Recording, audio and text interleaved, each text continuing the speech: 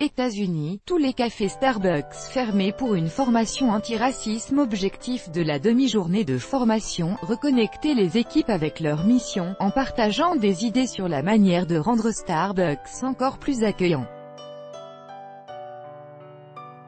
Reuters, Leonard Feuger, file photo aux États-Unis, les 8000 cafés de la chaîne Starbucks seront fermés ce mardi 29 mai 2018 après-midi.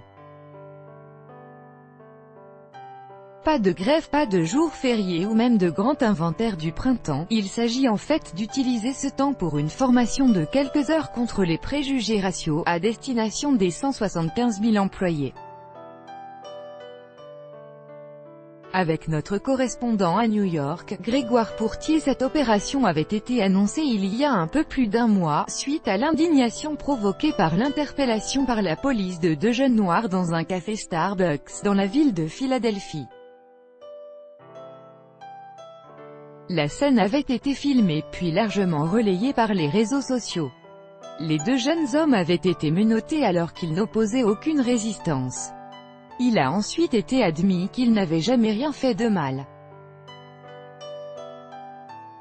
En fait, ils étaient simplement là à attendre une troisième personne avant de consommer. Leur principal tort était peut-être d'être noirs, ce qui avait visiblement effrayé ou gêné certaines personnes présentes qui avaient appelé la police.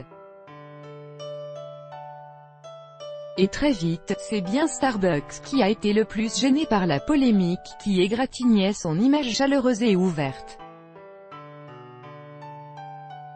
Un simple coup de com' pour l'entreprise? Le groupe a donc très vite réagi. Un accord a été trouvé avec les deux victimes, qui ont reçu $1 symbolique. La chaîne Starbucks s'est par ailleurs engagée pour $200 000 de programme pour les jeunes entrepreneurs dans les lycées. Et a annoncé cette demi-journée de formation nationale contre les préjugés racistes, élaborée avec des associations spécialisées. Elle doit s'articuler autour du visionnage d'un vidéo original sur l'histoire des Noirs américains et de discussions pour améliorer l'accueil de tous dans les cafés. Et à ceux qui doutent de l'impact réel de l'initiative, qui n'y voient qu'un coup de com', Starbucks répond qu'il ne s'agit que d'une première étape, et surtout qu'il s'agit de lutter d'abord contre les préjugés inconscients.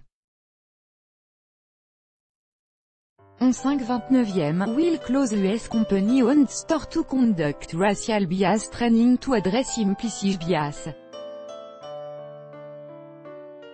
We're taking a hard look at who we are a company. We're ashamed? https://t.co/xix75bjpj Starbucks Coffee, @Starbucks, 17 avril 2018. Tout le monde a entendu parler de l'affaire. Ce dont la firme parle, ce sont ces petites choses de tous les jours sur lesquelles il suffit parfois de mettre le doigt pour faire changer un comportement.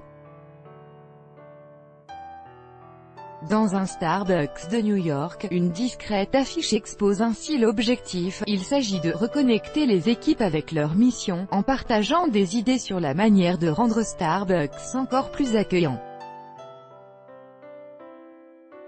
Dans cette rue de Brooklyn, tout le monde a entendu parler de la mésaventure des deux Noirs américains de Philadelphie, et Maura, noire également, dit que n'est pas en buvant son cappuccino qu'elle subit le plus de racisme. Mais un client salue une autre initiative prise après la polémique. Désormais, plus besoin de consommer pour disposer des toilettes ou même s'asseoir un instant chez Starbucks.